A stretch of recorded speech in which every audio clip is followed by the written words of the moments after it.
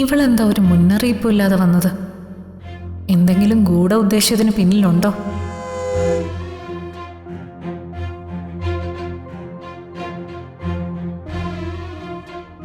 നീ അഡ്വക്കേറ്റുമായിട്ടുള്ള മീറ്റിങ്ങിന് പോയിട്ട് വാ. ആ അരമണിക്കൂർ തന്നെ എനിക്ക് ധാരാളം. മാഡം, അത് എന്താടോ, ശവം കിട്ടിയില്ലേ? കടലില് വല്ല കൊമ്പൻ ശവം തിന്നു കാണുമല്ലേ? മാഡം, അയാൾ മരിച്ചിട്ടില്ല. പിന്നെ അവൻ കടലിൽ ചാടിയെന്ന് പറഞ്ഞതോ? അത് ശരിയാണ്, പക്ഷെ ആയുസിന്റെ ഒടുക്കത്തെ ബലം, അതുകൊണ്ട് അവൻ രക്ഷപ്പെട്ടു. രക്ഷപ്പെട്ടു? മാഡം, അത് ആ മുടിഞ്ഞ വക്കീല ഇപ്പോഴും അവനെ പോയി രക്ഷിച്ചത്.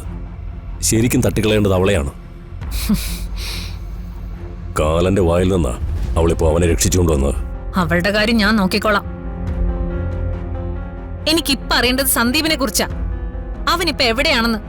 അതറിയില്ല മാഡം, അന്വേഷിച്ചുകൊണ്ടിരിക്കുക. അടുത്ത ആഴ്ച ഫൈനൽ ഹിയറിംഗ് തുടങ്ങുമ്പോ അവന്റെ ഒരൊറ്റ വാക്ക് മതി സച്ചി എന്നേക്കുമായി കുഴിച്ചുമൂടാൻ. ഇനി അവൻ നമ്മുടെ കയ്യിൽ നിന്ന് മിസ് ആവരുത് മൂർത്തി. മാഡം, നമ്മൾ നോക്കാത്ത ഇടമില്ല. ആരോ കൃത്യമായ പ്ലാനോടെ അവനെ മാറ്റിയിരിക്കുകയാണ്. ഇങ്ങനെ വിട്ടിത്തരം എഴുന്നള്ളിക്കാനാണെങ്കിൽ എന്തിനാ മൂർത്തി ഞാൻ തന്നെ വിശ്വസിച്ച് കൂടെ നിർത്തിയിരിക്കുന്നേ?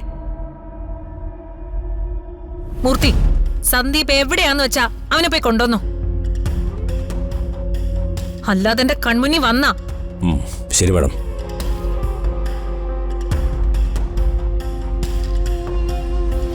സച്ചി മാരുതി അല്ലാതെ എനിക്കെതിരെ ആരോ ഇടയ്ക്ക് കയറി കളിക്കുന്നുണ്ട്.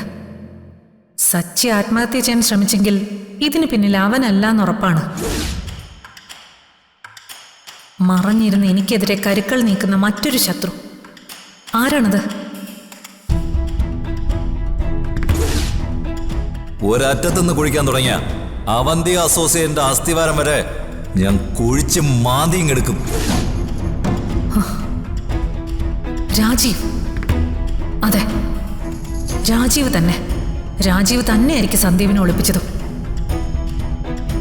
ഒരിക്കൽ പത്തിക്കടിച്ചു വീഴ്ത്തിയ മൂർഖൻ പാമ്പ് പകയോടെ ഉയർത്തെഴുന്നേറ്റിരിക്കുക എന്നോട് പ്രതികാരം തീർക്കാൻ. എങ്കിൽ അവന് തെറ്റി. ഈ കളി ഇനി ചോര കൊണ്ട് മാത്രമേ അവസാനിക്കൂ. രാജീവേ, ഇത് ചെയ്തത് നീയാണെങ്കിൽ നിന്നെ ഞാൻ വെറുതെ വിടില്ല.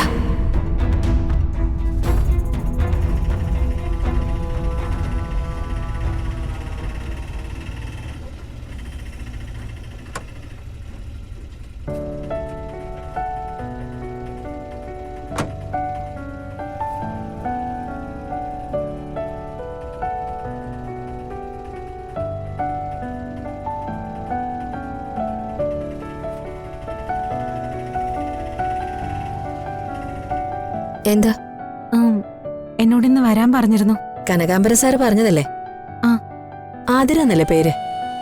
അതെ ചേച്ചി. ഇന്ന് ജോയിൻ ചെയ്യാൻ റെഡി ആയിട്ടാണോ വന്നിരിക്കുന്നേ? അതെ.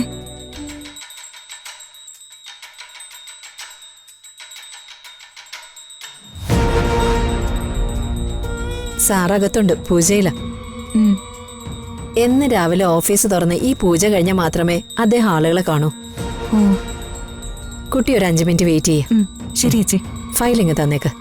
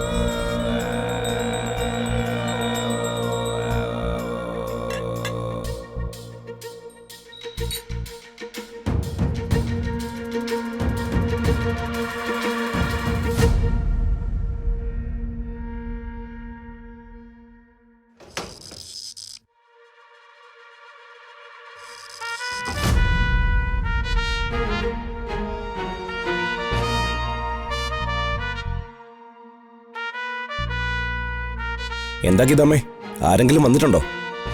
പുതിയതായി അപ്പോയിന്റ്മെന്റ് ചെയ്ത ആ കുട്ടി വന്നിട്ടുണ്ട്, ആതിര. ഇത് ബയോഡേറ്റയാ.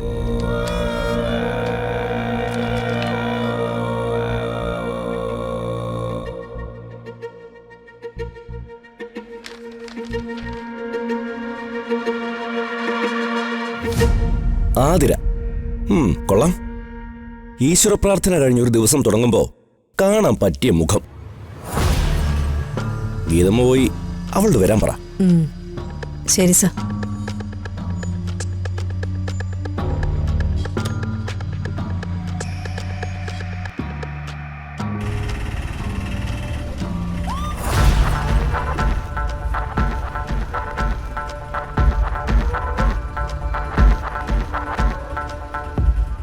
അമ്മേ വേഗം വേഗം കൊടുക്ക് പോവാം. വാ.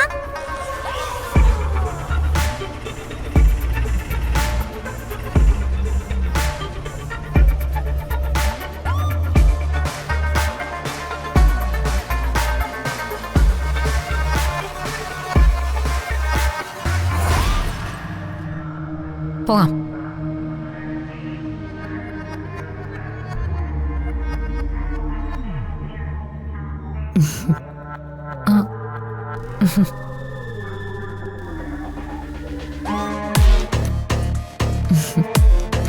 അല്ല, നിങ്ങൾ എങ്ങോട്ടെങ്കിലും പോവാണോ? അതെ, ഞാനൊരു മീറ്റിങ്ങിന് പോകാൻ ഇറങ്ങിയതാ.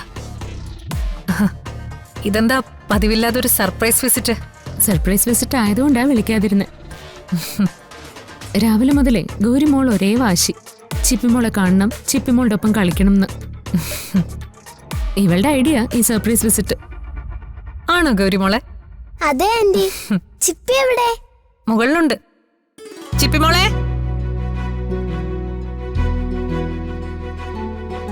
ഗൗരി.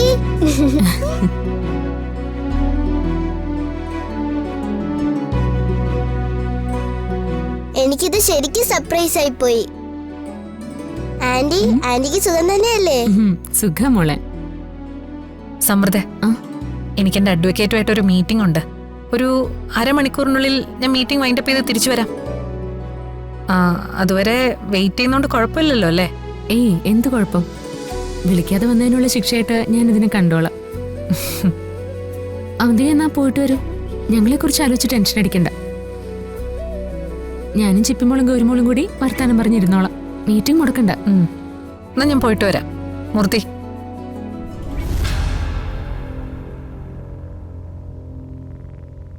ഇവളെന്താ ഒരു മുന്നറിയിപ്പും ഇല്ലാതെ വന്നത്? എന്തെങ്കിലും ഗൂഢ ഉദ്ദേശ്യത്തിന് പിന്നിലുണ്ടോ?